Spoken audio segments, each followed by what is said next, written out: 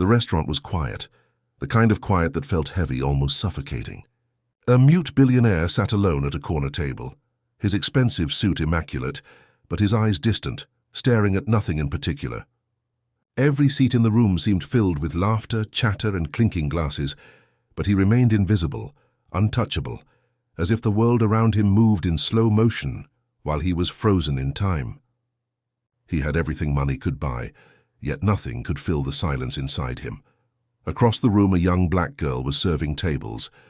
Her hands moved gracefully, a dance of gestures and motions as she communicated with her family, who were deaf.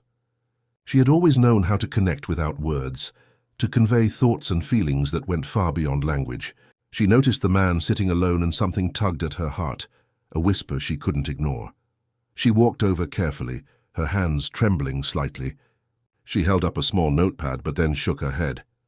Words could not express what she felt she needed to say. So she began to sign. Slowly, clearly, she spelled out, "Are you okay? You look lonely."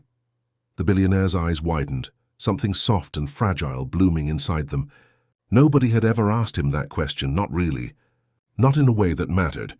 He responded with his own hands, shaky at first, then steady. "No one notices me." "Not really." Her smile was gentle, encouraging, a light in the darkness he had carried for so long. They continued signing, stories and laughter weaving between them. For the first time in years, he felt seen, understood, not as a billionaire, not as a mystery, but as a human being. The world around them faded, leaving only the conversation of hands, the connection of two souls that words could never capture. At one point, she paused, her hands hovering mid-air, and asked, "Do you believe someone can truly understand another without ever speaking a single word?" His eyes glistened, and he realized the answer was yes, because in that moment, she had reached him in a way no one else ever had. By the time she returned to her duties, he was smiling, a quiet, genuine smile that lit his entire face. For the first time, the silence wasn't empty. It was full of possibility. He left the restaurant that night, knowing that connection didn't depend on money, power, or status. It depended on the courage to reach out, even without words.